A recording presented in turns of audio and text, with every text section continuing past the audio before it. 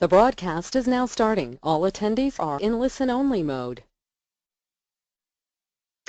Hello everyone, and welcome to the August installment of our VSA webinar series, which comes to you from the John F. Kennedy Center for the Performing Arts and addresses topics related to the arts and special education. I'm Jenna Gabriel, the Manager of Special Education here at the Center, and I am your webinar moderator. Today's webinar is called How Do I Keep the Ship Moving Forward? Merging UDL and Classroom Management Strategies in the Art Room. If you would like to view live stream captioning of this webinar, you can follow the link you see on this slide and in the chat box of the control panel located on the right side of your screen. Before we get started, let's touch base on the GoToWebinar control panel. This control panel can be hidden by clicking on the orange arrow in the top left corner. If you need to leave the webinar early, you can leave it by clicking X in the upper right corner. A recording of the webinar will be available afterwards, so you can catch up on any parts you miss. You can connect to the audio portion of the webinar through your telephone or through your computer's microphone and speakers. Select the option that works best for you. If you are calling in from your telephone, please make sure you mute your computer speakers. You can submit comments, questions, or answers to questions using the chat panel located near the bottom of the control panel. I will monitor it throughout the webinar. If you prefer to speak your input rather than typing it, please click on the Raise Your Hand icon on the control panel, and I'll touch base with you and unmute your microphone at the appropriate time. You'll have a few opportunities to participate during the webinar. There will be 2 questions asked during the webinar. Both will be multiple choice polls, which will be sent to you through the chat function. We will also have the opportunity for questions once Lauren and Amanda's presentation has concluded. During the open-ended question and answer time, please click on the Raise Your Hand icon if you wish to speak, or type your thoughts into the chat panel. Within the week, we'll send out a follow-up email with a link to the recording of today's presentation, a copy of the PowerPoint presentation, and a copy of the webinar transcript. This means that you can go back to watch the recording and review supplemental materials in addition to any notes you take during the webinar itself. Our next webinar is called Body, Voice, Imagination, How Theater Arts Curriculum Can Be Used to Overcome Barriers for Students with Autism, and will take place on Tuesday, September 13th, 2016. If you haven't already, you can register for it right now by clicking on the link in the chat panel. If you are active on social media, I invite you to connect with us using the hashtag VSAWebinar. On Facebook, we are VSA International. And on Twitter, we are VSAINTL, and we would love to engage with you. And with that, I'm going to turn it over to today's presenters. Lauren and Amanda, take it away. Hi, everyone. Thanks so much, Jenna. Welcome. Thank you for joining us.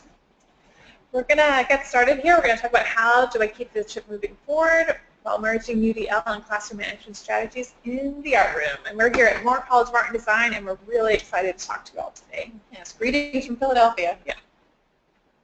Excellent. So what happens when your ship comes to a standstill? Your ship, of course, being your art room. We know that art rooms have many moving parts, and for different parts, for different reasons, those parts can cause your ship to falter or come to a standstill. Today we're going to talk a little bit about how we merge principles of universal design for learning and differentiated instruction, and how we apply those to effective classroom management strategies. We're also kind of went with this nautical theme throughout our presentation. We got really into it.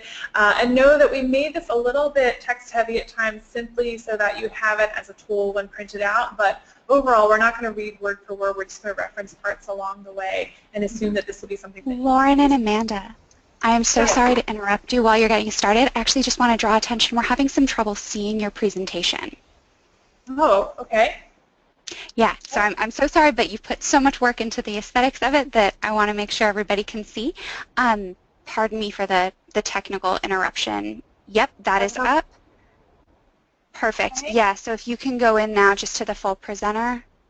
Sure. Sorry about that, folks. No, it's fine.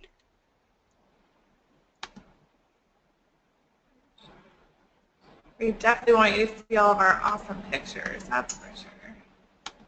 How's that working, Jenna? Is that okay? Yep, you are in presenter view now, so I'm going to unmute myself and pass this back off to you guys. Thanks so much, everybody. All right, sorry about that. Great, sorry.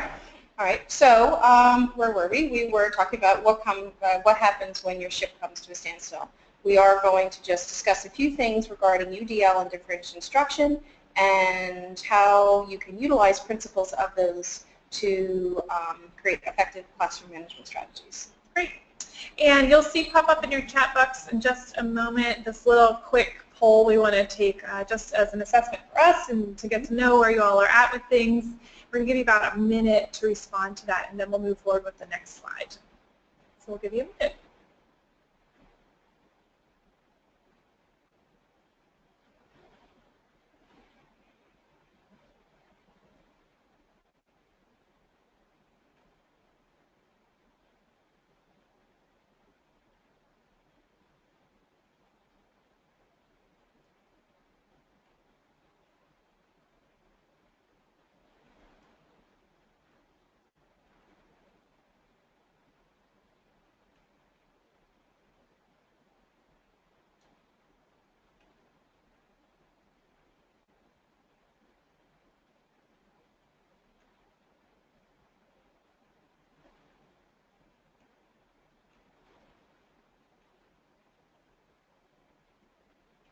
Maybe about 20 seconds left here.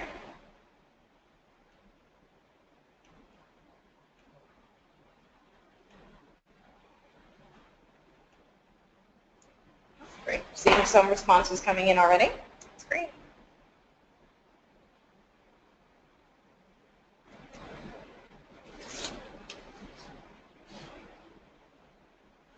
Okay, so while we wait for those responses to come in, I'm going to start us off with a really story about my good buddy Maurice. And you can see in these three pictures, Maurice came to Moore this summer.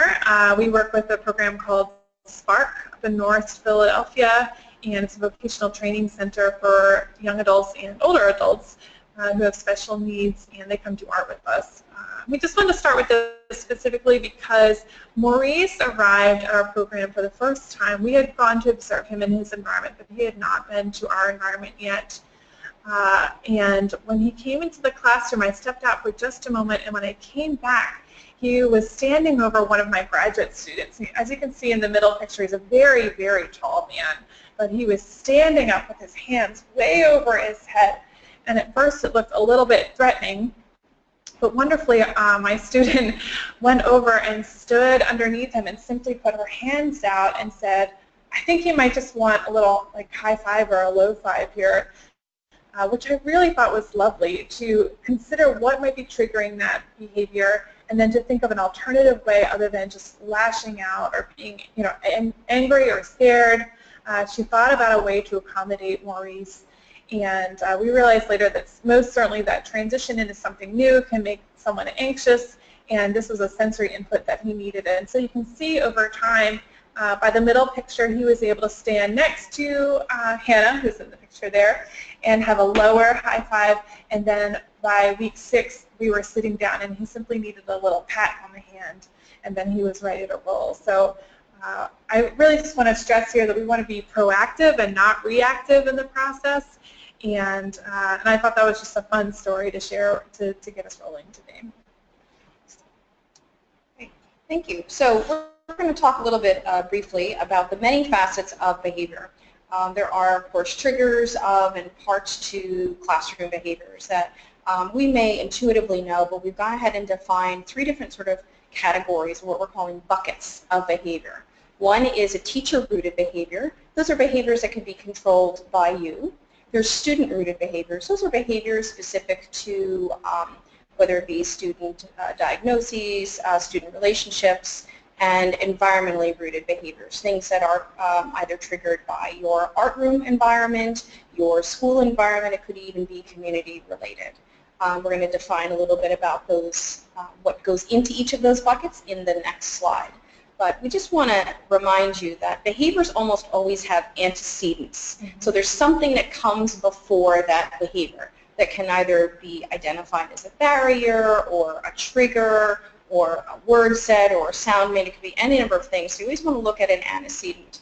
Or they can be responses to unseen barriers or systems that you have in your art room, things that you might not already recognize. and that these buckets will help you kind of identify and classify those different behaviors so that when they do surface, you can be, as Lauren mentioned earlier, be more proactive in addressing them or preventing them, because they can surface as an obstacle for your ship.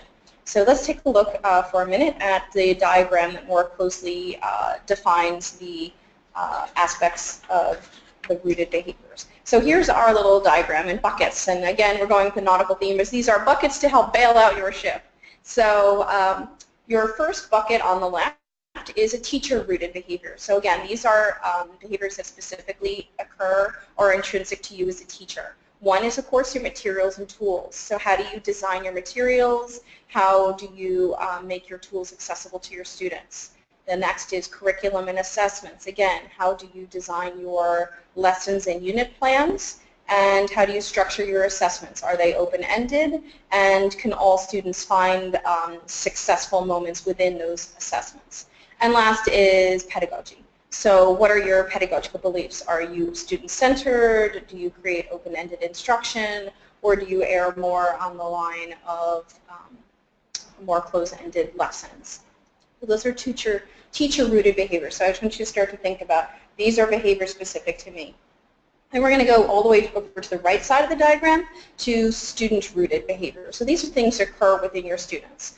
One sort of trigger or part of behavior is the diversity of your classroom. That could mean any type of diversity. It's a very, very large umbrella term, I realize, but it could just be the blend of students in your classroom, whether it be socioeconomic, whether it be their type of disability that they may be diagnosed with. Then there's specific behaviors, right? So students can have idiopathic behaviors, things that we don't know what's causing them or what their root is, but they are somehow exhibiting these behaviors, or diagnosed behaviors, things that we know that go along with their classification. So if we have students in our classroom with IEPs, you may have already at your fingertips information on behaviors that they do in fact display in the school, in their classrooms. And next is peer relationships. This is a big one. How do students interact with one another? Are students accepting and open with one another, or do they tend not to interact? Is it a specific age group that tends to have more peer groupings? And of course, our last bucket, environmentally rooted behaviors. These are things triggered by what's around us. The art room culture is a big one. What kind of dialogue do you set up in your classroom? How is student interactions? Do you facilitate a lot of group activities? The other one is school and community culture. Are things like diversity and disability something that just flow evenly in your school, or is it made a little bit more of an issue? And the third, of course, which is environmental, is staffing and communication. So what does the staffing look like in your art room? Do you have paraprofessionals currently in your art room? Are there other support staff that are part of your instructional plan? And communication between and among those staff members can also be very much an environmentally rooted sort of trigger of a behavior. So those are our behavior buckets. You'll see in later slides how we're going to be addressing each of these little sort of parts in those buckets. But this is a good diagram to sort of define those. Mm-hmm. Okay. So moving a little bit along, I'm not going to go into too depth because, as Lauren mentioned, we have some text-heavy slides that you can go back and read later. This is just a basic definition of universal design for learning, which is created by the Center for Applied Special Technology, our friends CAST in Massachusetts. And the sort of key things I want you to pull out regarding UDL is that it's a method of flexible thinking by way of information presentation, the way that students can respond or demonstrate knowledge and skills of, and also ways in which you engage them in your classroom. It also helps reduce barriers. And again, like we mentioned earlier, behaviors can be triggered by barriers, whether that be to instruction, whether it be to materials, whether it be to communication with other students or staff members in your classroom. But the key part is that you must maintain high achievement expectations for all students. UDL is not a way of just making things different or having less or lower expectations. You have the same expectations of those students. So, little bit about what do I need to know about UDL. Well, here's another boat metaphor for us. Is we're suggesting that UDL, Universal Design for Learning, so I'll keep referring to it as UDL, becomes the ballast in your ship. Now the ballast is the thing that the weight at the bottom of your hull of your boat that keeps it balanced, and that you kind of fill up the ballast of your boat with UDL principles. And those principles, we sort of pulled out 5 key things that we want you to keep in mind regarding UDL, is that it helps you identify and remove barriers from teaching, learning, curriculum, environment, and again, encourages you to stay flexible enough in your pedagogical approach to meet not only the needs of your students, but also continue to address high-level performance on state and national standards. So UDL sort of becomes the weight on the bottom of your ship that promotes effective teaching and also supports successful learning for your students. So you're going to start to see what are my barriers to those 5 things, to those 4 things, plus remaining flexible. So how does UDL help with classroom management? Move on to our next slide. Is the lead principle we want to kind of pull out from the list of 5 we just gave you is teacher flexibility. Remember, we're going back to teacher-rooted behaviors in our buckets.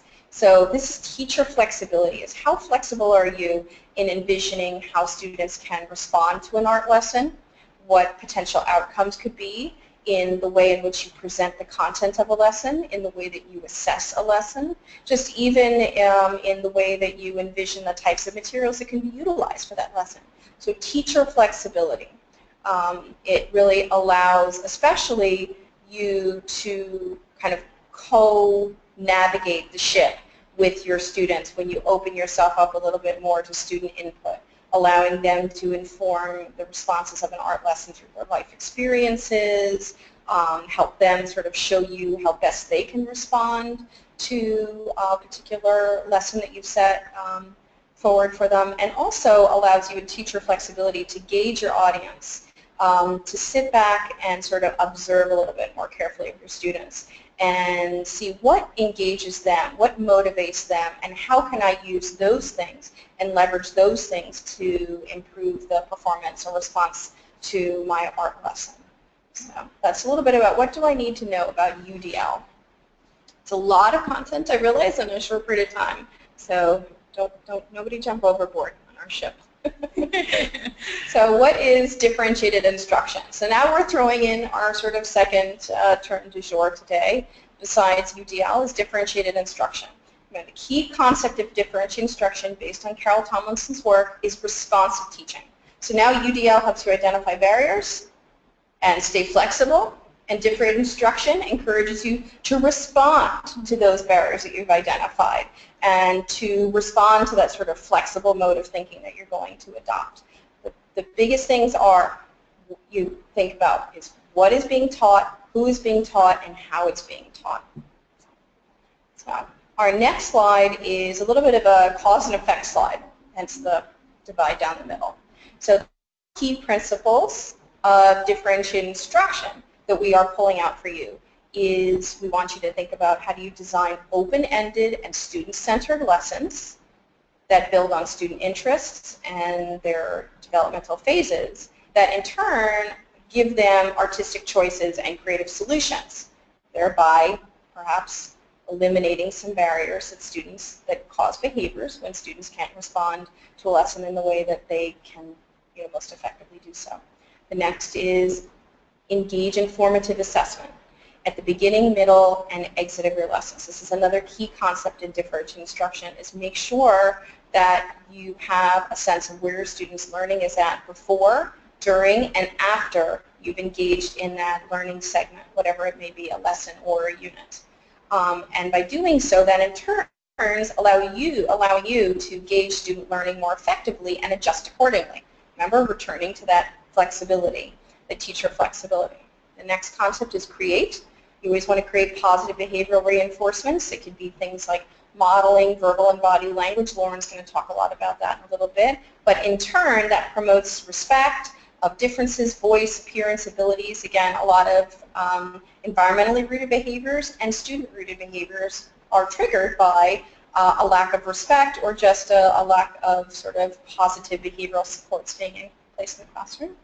You're going to provide a broad selection of materials that in turn facilitates a better functioning art room, allows students to move about the art room more independently, make decisions independently, and last is facilitate the use of things like visual prompts and instructional aids. Lauren has some amazing examples coming up, such as PECs or technology infusions in your art room, which remove communication barriers. We often say a huge trigger of behaviors is the inability to communicate effectively. So, and last, our next part is how does differentiated instruction help with classroom management?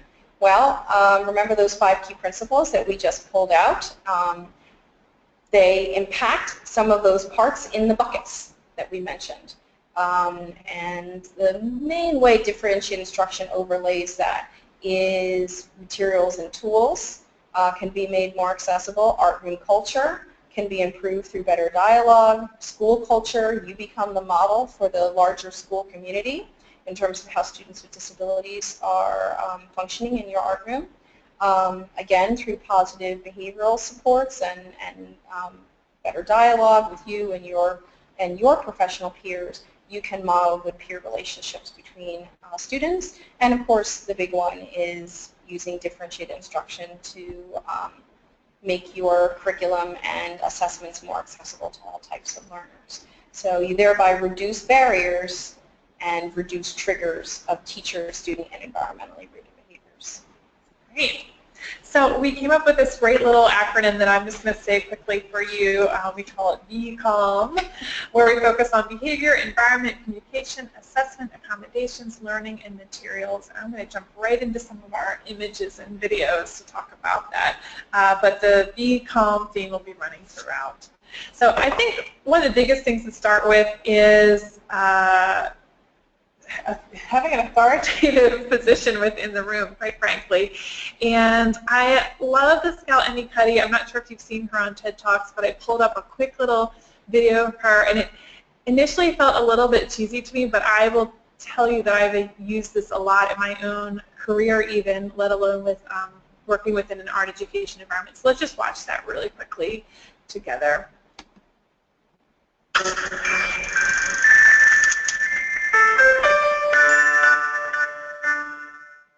When I was 19, I went with a couple of friends on a road trip to Missoula, Montana. My friend who was driving ran off the road, and I flew out sideways and landed on the highway and actually hit my head. After the accident, my earliest memories are in this head injury rehab ward. I felt exhausted, I felt different, I was confused, I was overstimulated by everything. My doctor said, "You're not likely to finish college." I was pretty crushed. I eventually started college again, but because I had been told that I wasn't supposed to finish, I did not feel like I deserved to be there or that I belonged there. I felt like an imposter. Even if I was doing well, I felt like an imposter. So I would walk onto campus and think, somebody else deserves to be here. I probably don't. So I better do everything that I can to make the most of this opportunity. And so I studied a lot. I worked really hard. And I finally finished. What interested me about social psychology was that I want to find a way to help people feel as powerful as they can feel as individuals. I don't define power as dominance over others. Power is feeling in control, feeling more enthusiastic, maybe even more authentic, instead of letting some more fearful self take over. I study body language and how we judge each other. Across the animal kingdom, powerful individuals adopt certain postures, and those postures are open, expansive, and they occupy space. I call those postures power poses. So in our experiments, we bring people in and we randomly assign them either high power poses or low power poses for just a couple of minutes. So they're standing, either like Wonder Woman, or they're standing in, this really low power pose, like maybe they're wrapping themselves up like this, based on the research that we've done so far, if you had people stand in powerful postures, it would lead them to behave more powerfully, think in a way that's associated with power, to feel more powerful, and even to experience physiological changes that are consistent with having power. Those findings suggest that people can prepare for stressful situations by adopting one of these powerful poses for just a couple of minutes. And we do find that people who have adopted a high power pose before a job interview just do much better. You don't see how the different threads of your life come together sometimes, but to me it certainly seems clear now that my long and painful and mistake-ridden recovery is directly linked to my interest in power and powerlessness. And it's kind of nice that I'm able to actually look at that in a lab, and as a result I'm able to kind of offer the wisdom that I've developed from my own experience to people and feel comfortable saying there's scientific evidence that this is true and not just my own personal experience. I've gotten thousands and thousands of emails from people around the world who are trying this. Some people will say, thank you, I got my job because of you. And my response is always, you got your job because of yourself, right? I wasn't there, and you made this work for you. Great. So I love talking about power poses because often art teachers, especially young art teachers, walk into a room and aren't quite sure how to engage the students or corral them in a certain way, and really working on standing tall and sitting upright, or often sitting back like this is a little bit different than sitting like this. And it's such a simple thing to be mindful of, but I want students and the paraprofessionals or other staff that walk into the room that work with our art educators to know immediately and be able to identify who is the leader in the room. And that helps children feel safe, and it helps those around you working to feel safe as well. In the picture on the right is Hannah Lee. She just graduated from our grad program here, which is wonderful. She is a wonderful educator and also a very quiet talker. And she kept trying to pull all the students to her, standing up in front of a wall to have a conversation. And all the students that you see here are on the spectrum. So even just getting them all to be together was tough to do. Anyway, some of them were wandering. They weren't sure how to engage in the conversation. And so what we did instead was we placed them in chairs in a lower situation than Hannah so that she could stand up and speak to them. The chairs helped contain them in that space, but then also gave her a higher position, so they needed to look to her for that direction instead of being lost in this mess that was happening around the room. So I just want to throw it out there to consider. Think about your power poses and where you are and how you facilitate the room along the way. Erin, do you want to talk about that real quick? I was going to say, just a quick note that our poll is in, and it's very interesting that most folks are looking primarily at behavior. Okay, great. In terms of classroom management strategies, and environment and materials would be the second one running up. But not a lot of folks are looking at a few other things. That's good. That's okay. Good to know. That'll help me hone in on my conversation here. So, yes, power. Start with power first. Oops. So the biggest thing I think that art educators miss in the beginning is really taking the time to establish rules. I think this is so important, and often, I know as an art teacher myself, I was concerned with getting all of my projects in the time that I was given, knowing full well that I wouldn't get to accomplish all of them by the end of the year. But I realized over a few years that jumping right into art making, while I thought that was capturing their attention right away, in the end it was such a loss of really precious time of kind of honing in on making good rules during that honeymoon phase, which for some, especially in high school, can be like a day with the kids that you get. So I want you to consider how you make your own rules. I know they vary school to school, but I spend a lot of time in the responsive classroom model, and I always think that's really interesting to talk about, which keeps rules really simple, really clear, really positive, which you see on the left, versus those that are on the right, which start with no, no, no, and then you can see, I think it's really funny too, that folks, someone added in additional rules in red, usually based on a child or two that has disrupted the class in some way. And so I think also keeping in mind that you don't want to be reactive and create rules after the fact, because it starts to hone in, it helps, well, the students themselves start to hone in on who the kids are who are making those rules happen, rather than be proactive and start with the rules, ask students what they're supposed to look like, and implement them right away. So just some quick tips for designing great rules. Rules should be used to point out what's going on right. I think that I spent a lot of my time in my early years saying stop or no or don't, and when I was doing my master's degree in my own research, I started to switch that ratio over time to a 5-to-1, phrases versus redirection, shall we say. And I wanted to know that my rules were being used to point out what is done well. Like, I noticed that you are being respectful by passing that paper appropriately, or I noticed that you are doing the work that I've asked you to do. Thank you so much. So shouting out those things across the room to different kids, or even quietly with our little introverts around the room, really changes the culture and the dynamics of how your classroom functions. And it's just so important to remember, why are you making the rules? Keep them limited to 3 or 4 as the general statements, but then again, take the time to ask students to show you or draw or make posters together of what that should look like.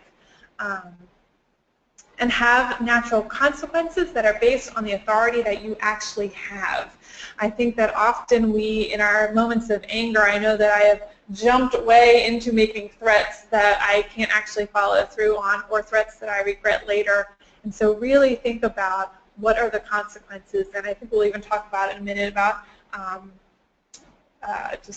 we're not, so I'm talking about it here. Just offering options for how to modify that behavior. So if you see a child running, you can say you can either walk, or you can, sometimes I said skipped or something like that, but think about the behaviors and what you would like them to look like instead of what you don't want them to look like. And so turn it into a statement of what you want to see instead of what is actually happening in that moment. So think about those options that you can offer them.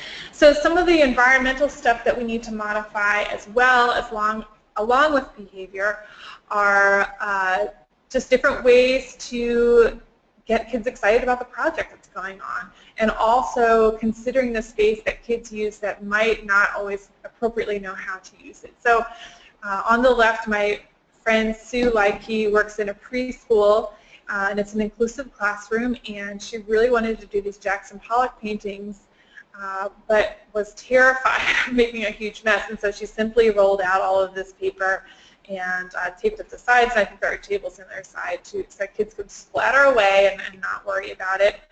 On the top in the center, you can see where one of my students taped out on the floor where each of the students should be sitting, because this particular group of young boys, about half of them were also working with ADHD and often kind of all over each other, and so he needed to define that personal space for them.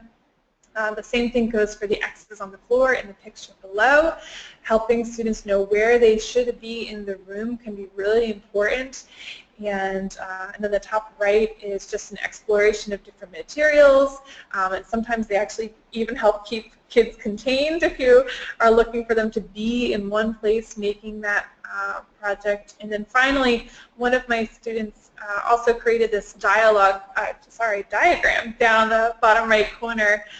He wanted all of our students, all of the boys that are numbered here, not listed by name, but numbered, he wanted them to paint on the wall and was anxious about them kind of running around the room with all of the materials. So again, he used that tape to simply tape down on the floor and then up the wall and put their name in those places to say, this is where you need to be. And then if they got off task, he would just say, get back in your tape lines, and they could keep working there. So you just got to really think it out, but you definitely don't want to say no to fun experiences, that's for sure. Yeah, definitely.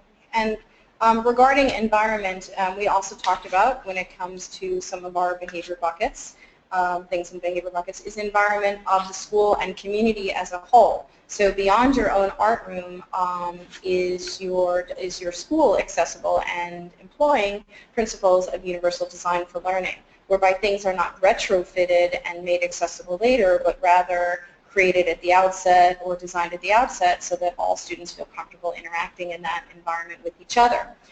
We have some examples on the screen. We have a UDL playground, which you notice is ramp equipped.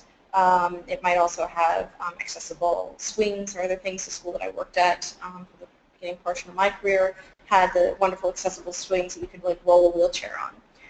In the upper right-hand corner is an example of a UDL workspace. So something that is flexible enough, it goes up and down so that you can quickly adjust, so that students of different sizes or different physical needs can sit at the same table instead of being isolated off into the corner of the room, which is something that I've observed in my years of going out to schools, is that sometimes just because of the nature of the way your classroom is set up or school is set up, students are physically isolated because of the fact that they use a wheelchair or a stander or grasshopper or any number of devices to help their positioning. And the last, of course, is UDL public spaces at the bottom. This is something that buildings are created upon and designed with the idea that they're accessible and attractive, and that buildings aren't retrofit with barnacled ramps and accessible doorways that are secondary to the primary doorways that everybody else uses. And you've got an example down here of this is the entrance to an actual school that is both accessible and I think very, very attractive. Mm-hmm. Yep, absolutely. So along with those conversations with students and having power and authority within that a group of younger folks, sometimes it can be really tricky to work with the adults in the room. And so we always try to address that as well. And I love using this picture because this paraprofessional is really just the kindest and most wonderful. And we were noticing her doing, as you can see on the first picture on the left, a lot of work for her client. It was not a student, but a client that she was working with. And my graduate student, who is not pictured here, just kept saying, I don't really know, I don't know what to do. She's older than I am, I'm not really sure what to do. And we just kept saying, you really need to have a conversation and simply say, this is what I would like it to look like. And not in a question of would you mind, but giving a clear direction on what you would like the adult's behavior to look like as well. And so I think really just cutting to the chase, not saying here's what I don't like or would you mind doing this, but I notice this is going on, I'd like you to try this so that I can document for IEP or write down within my own grades or rules or whatever it is. But just maintaining that authority from the get-go is really important. And I know, and Amanda knows too, that there are a few kids and paraprofessionals that you might not get to that year. You might work your hardest, but we're just going to say keep trying. I say across the board, most of the time, folks are pretty receptive to getting direction on how to do it well. And then you can see by the last picture, this is Maurice again actually, but ideally what we're looking for is the student working independently and us pointing to things at times as needed or offering some support in some way, but mostly student-led in that process. Great. So we also provided you, along with a few other things, just quick tips on communicating with others in your art room. Again, pulling back in some research regarding the topics we provided. You provided some research on UDL and differentiated instruction. There is some research by Theo Harris and Burdick on this particular topic of how paraprofessionals become actual gatekeepers to authentic art experiences for students. You can find this article in Studies in Art Education. And that we need to politely but firmly identify the difference between things like hand underhand versus hand overhand supports, minimal and maximal gestural supports, and that sometimes paras can encourage by accident students to become too prompt dependent. Mm-hmm. I used to see this a fair bit in my own teaching. Or worse, we have reports of teacher assistants going missing in action altogether. So a couple of the sort of tips we provided you is be clear about your expectations, and don't be afraid to teach your the paraprofessionals in your class about art. Mm-hmm. They can often be very willing students who themselves may not have had an in-depth arts experience, and that they will really learn from that. Again, in my own 11 years of teaching, my paraprofessionals became enthralled with artistic processes, and they would often come running back and say, oh, I went out to the store and I bought this paint, or I bought this paper and I brought it home and I tried it on my own. That was at its core materials exploration that they were engaging in based on what they saw us model in the classroom. And the last is to make art a very indispensable part of the special education program as a whole. I always invited support services like speech, OT, occupational therapy, physical therapy, behavioral therapists into the art room so they could see how specific IEP goals like time on task, following directions, making choices, could actually be practiced in the art room, as well as how we followed behavioral programs there, just as they did in their regular classrooms. Great. So I'm going to kind of breeze through a few of these pictures because I know we're getting amazingly close to time, which is so wild. So just some really fun pictures. Our grad students and undergrads work with special populations throughout their program here, and so here are some of the great tools that they've made. On the left, you'll see a line making assessment to see if they could roll the clay and match the lines to the different words. Again, these are all just like pieces of paper and Play-Doh. These are not expensive tools to do. And then in the middle and last image, you'll see that our students were working on a unit around emotions, and so they kind of created their own PECs essentially, which they had Velcro on the back of the different, week to week it was, colors, textures, lines, those kinds of things. They created all those little cards, and then the students would select kind of what they were feeling that day or match up those different colors to those different faces, and then decide kind of where they wanted to move forward with their art based on their emotions that day. So I thought that was kind of neat. And then this is a really cool one. My grad students were really wanting their clients to have an artist statement at the end of this series on emotions. And so they made this really a partially tactile artist statement out of their own kind of handmade PECs along the way, which I thought was just really clever. And so they would circle these, circle one for each, and then we actually had a student who chose to pin hers. She didn't have quite the motor skills to circle, so they put it up on the wall so she could pin in the ones, the particular images that she felt related to her artist statement, which was really cool. Right. And on to a little bit of assessments again. Part of our BCOM is, of course, assessments.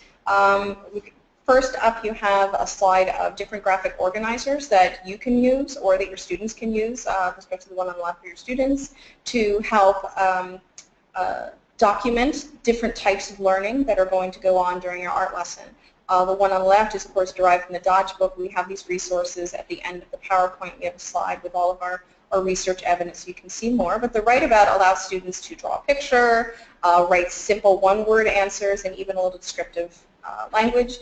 And the two on the right are, which of course we're always asked to do as teachers. I teach in my own education courses a lot about evidence-based assessments, things that are anecdotal records of your day-to-day goings-on in your classroom. Again, these help you very clearly identify where are the antecedents to a behavior, or perhaps something environmental regarding your behavior, perhaps the way students are seated. So the one in the middle is a seating chart. That's just a quick and dirty notation system so that you can figure out maybe if students are interacting with one another. And on the right is your daily record to see how students respond to individual components of your lesson. Of course, those headings and those categories, you can make them whatever you choose, but those are just some pretty typical for an art lesson or art unit that you might want to see.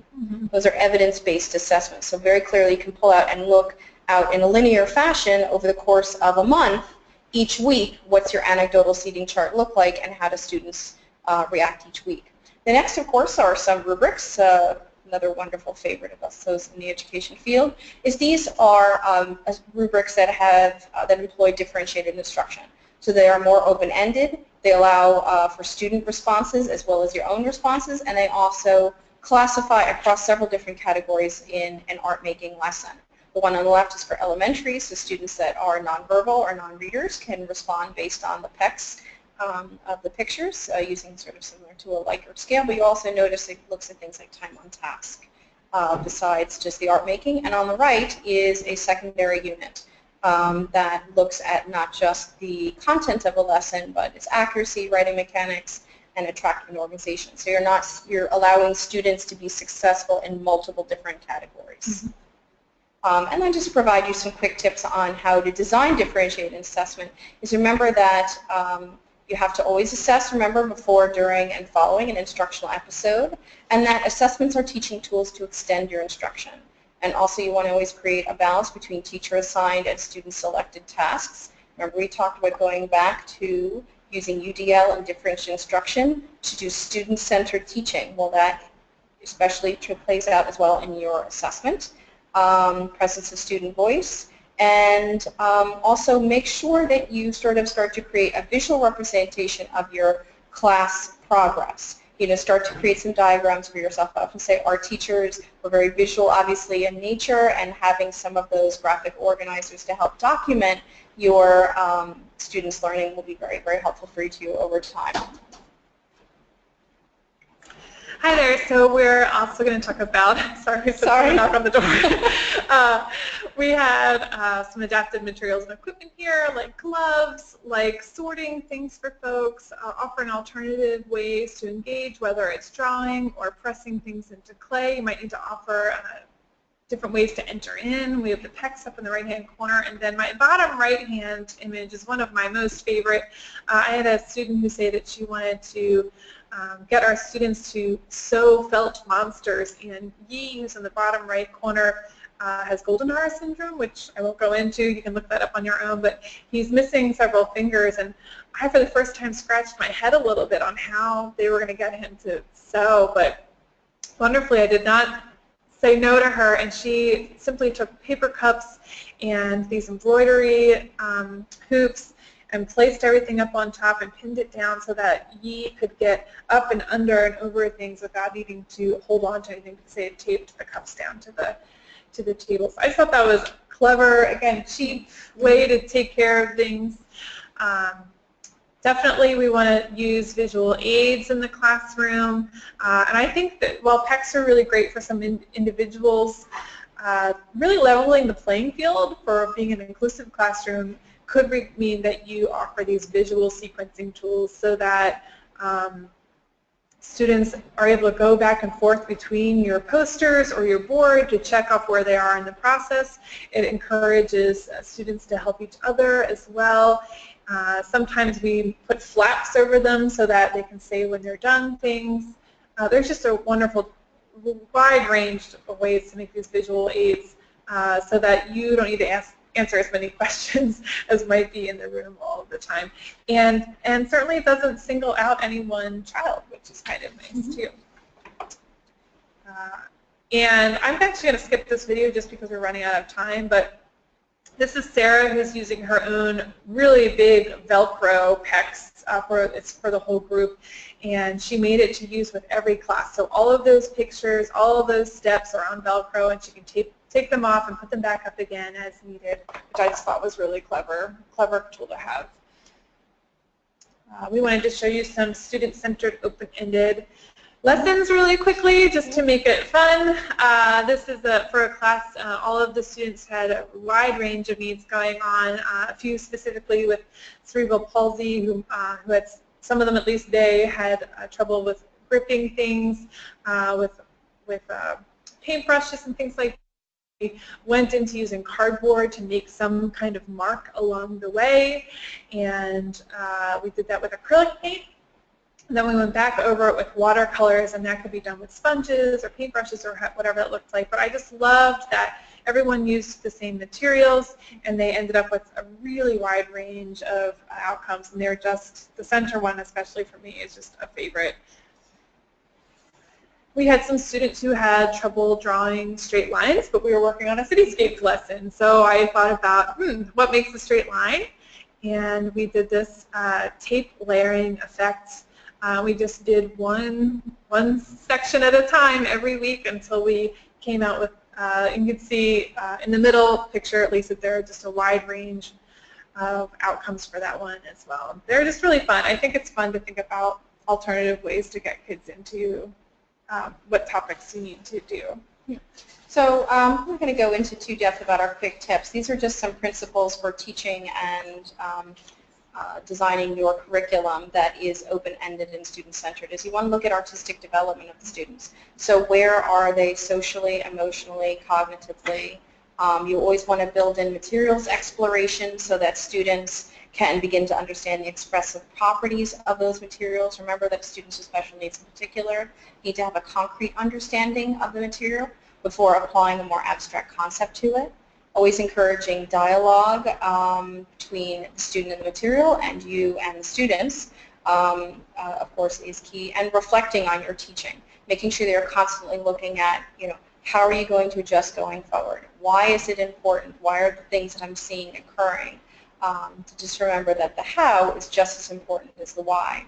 And that, remember, returning always to ensuring that students' personal interests, cultural and social roots, personal meaning making is a portion of your curriculum that is absolutely essential in folding in all the needs, learning needs of your students. Mm-hmm.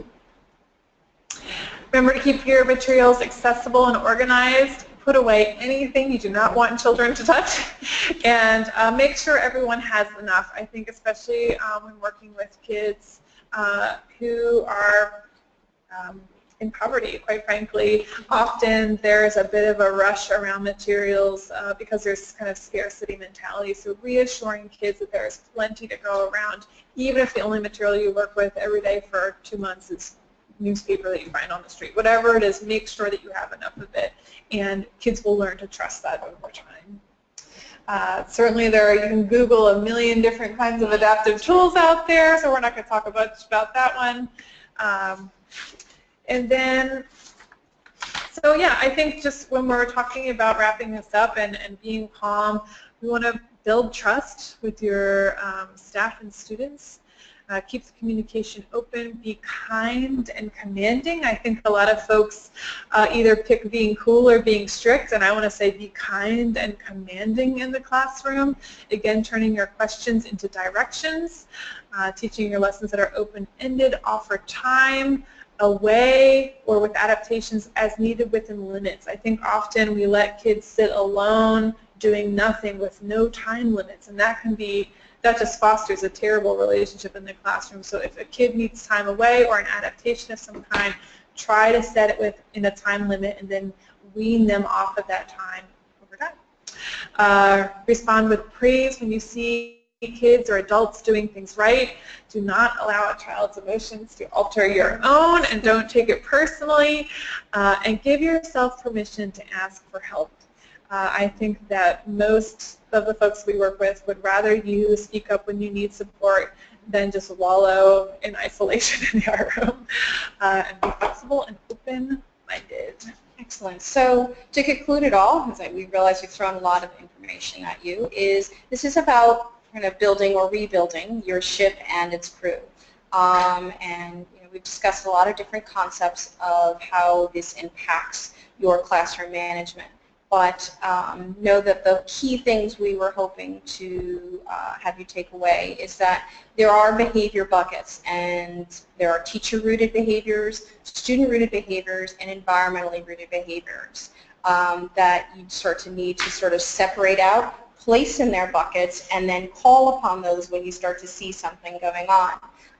The universal design for learning, which is sort of the ballast, remember, the weight at the bottom of your ship that helps you keep everything sort of in check, and it allows you to identify potential barriers, and differentiate instruction, which allows you to respond to those barriers, and keep an open mind, keep things student-centered. And then, of course, Lauren defined a lot about have a be calm attitude, as well as a lot of be calm tools and tips that you can employ in your classroom. Mm-hmm. Great. So we're going to offer time for question and answers, and right before you do that, we'd like you to take this final poll question for us, and I know Jenna's going to put that up in your comments box, and then when you're done, you can raise your hand or ask Jenna some questions in that comment section, and we would be happy to answer them.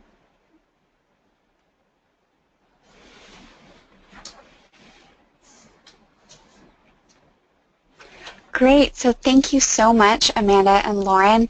In the interest of time, while you all are responding to the poll, I am going to go ahead and start us on our questions.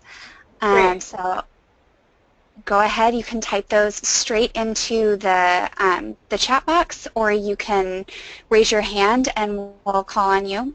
I do have one that has already been sent to me, so I'm going to go ahead and read that to you. This seems to be a little bit of like a technical support question for one specific student.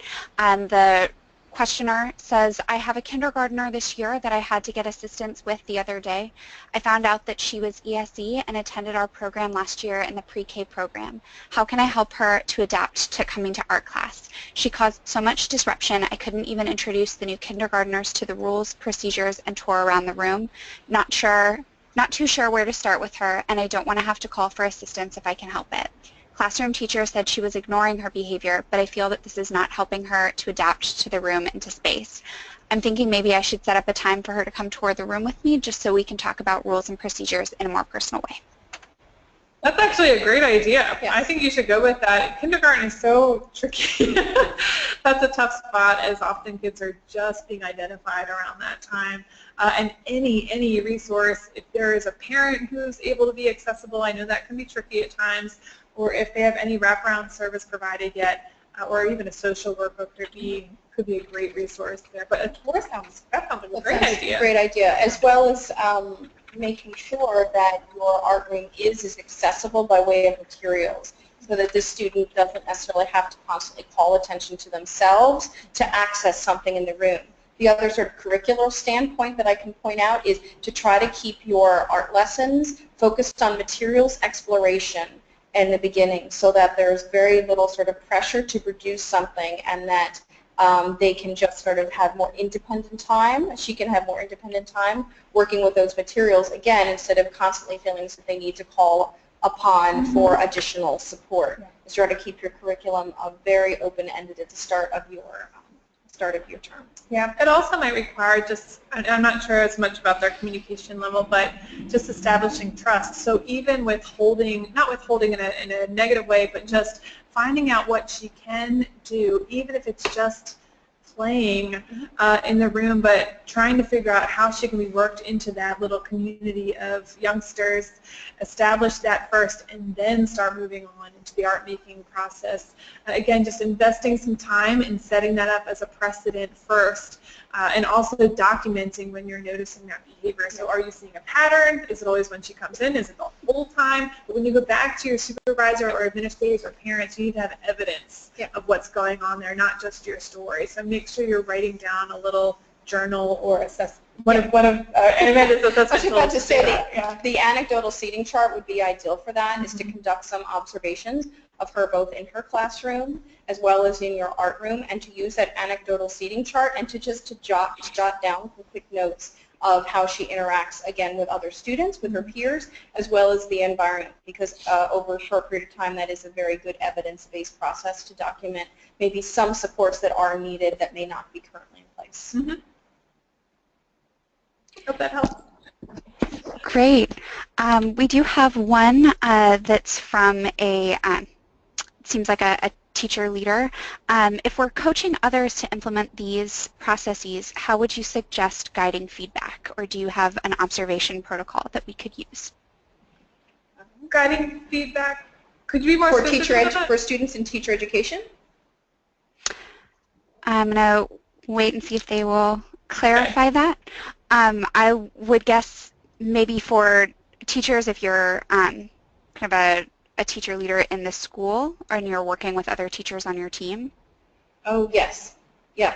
So like something like, instead of doing something like a PIP, which I've worked as a school supervisor for many years, that you wouldn't want to do something to PIP somebody, like a performance improvement plan, is that you can very simply, something I used to do is I created a very standardized observational protocol that I reviewed with the fellow teachers in my department, and when I conducted observations of their classrooms, they knew when I was coming in, so I scheduled in advance, and I literally just had this free-flowing document that contained visual diagrams, I took at that time back in the day actual photographs and then provided those later. And then we just sat down and reviewed this observational protocol. But I always made sure it didn't just include my written notes, that included a diagram of the classroom as well as pictures or quick, snap pictures of a student artwork or a configuration of a table or a certain way that they had laid out the materials. So that I had, again, that evidence to sit down side by side with them so they could see the documentation of my observation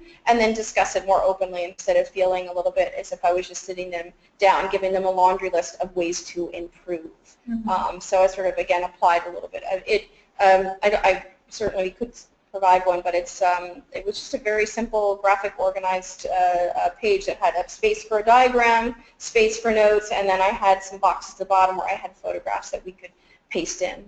Yeah, and I think just figuring out how to have that conversation so that the person isn't immediately put on the defense, especially if you're noticing something that's really hard, and simply saying with like a kind and commanding voice, I hate to keep using that, but it really is this kind of tone, right, that we're having. Hey, I noticed that this is going on in your class. How are you feeling about that? What does that feel like to you? What are you seeing?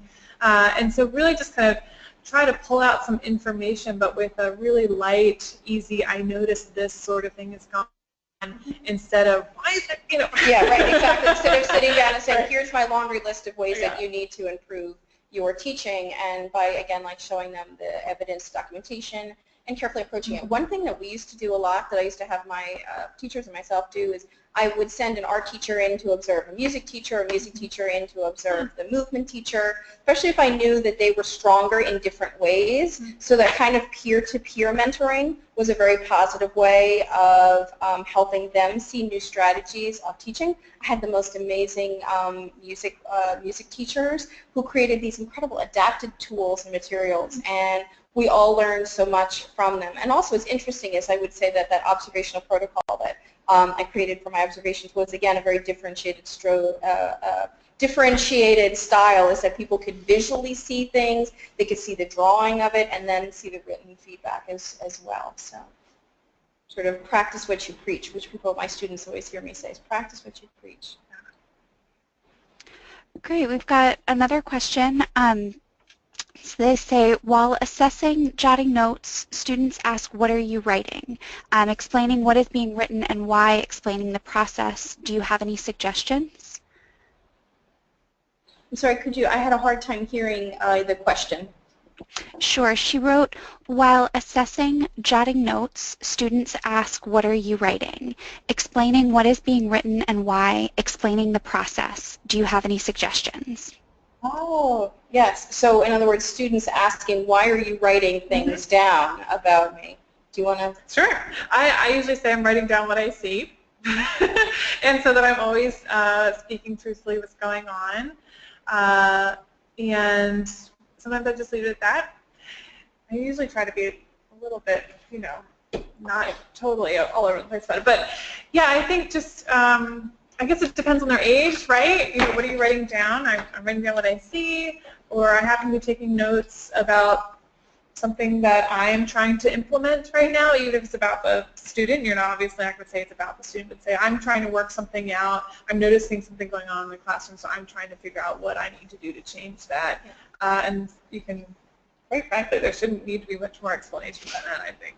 Yeah, and also to adopt a very universal design for learning principle, which is I'm trying to improve my own ways of working with everybody, and you guys are all so very different as students that I'm taking some notes for myself so that later on I can figure out better ways that I might design the lesson. So don't let this impact anything that you're doing, but this is just a way for me to document myself. Maybe you want to do it yourself. And you might turn to the students and say, you might want to do it yourself. Yeah. Grab a quick Post-it note and stick it on the back of your artwork and jot down a few words that strike you. That's a good closure process for a lesson. Jot down a few notes to yourself about what you want to do.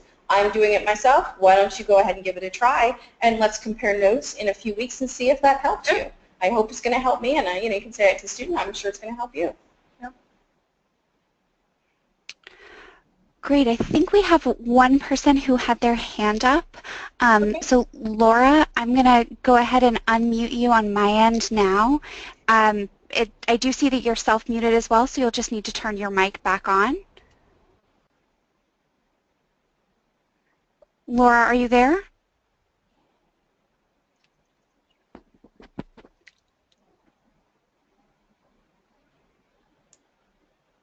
Hello? Okay, I'm going to give her another minute. I'm sort of, oh wait, we've got a question that just came in. This year I have had my EBD classes who are coming to art without integrating regular ed students, which is great because I can give them more attention, but I've noticed their behavior is worse now that the regular ed kids aren't with them. I need suggestions for creating a great learning environment for them. These groups are primarily boys and rarely get along with each other. How can I promote more teamwork with them? Lots of empathy there. I was going to say I had many classes like that in my teaching. All boys, nobody got along with themselves. One thing that I can sort of initially say is that a student-centered curriculum that hinges on their interests is particularly effective in working with EBD students. In other words, leverage their interests into your art room, into your art lessons, so that they can feel immediately more engaged. That sort of immediate connection that they have with the content of a lesson will generally connect them more, as well as materials exploration. Sometimes they can get incredibly excited about innovating materials, and then again talking about some of the things that Lauren mentioned, using that positive verbal support is recognizing and celebrating when they've done very interesting and innovative things with materials. Sort of creates a real positive behavior model for the other students in the classroom. So they may not get along with each other, but you can start to model what supportive language looks like between peers and say, oh, Johnny, that looked really interesting. I like the way that you added the crayons on top of the pastels or something like that, or the crayons on top of the watercolor paints. Let's see what else we can do with those materials. So just, again, being that verbal model of what appropriate feedback is between students can be helpful, as well as, like I said, leveraging their interests into their art lessons. Yeah, absolutely. And especially the materials thing, I think can be so interesting. Hannah Lee, who we saw earlier in the power pose, just finished her thesis on STEAM in behavior and emotional students, primarily with young boys, and she found great success in doing a lot of incorporating engineering and technology and kind of really getting their hands busy early on, and then kind of easing into some of the more, for lack of a better term, fine arts kind of stuff going on.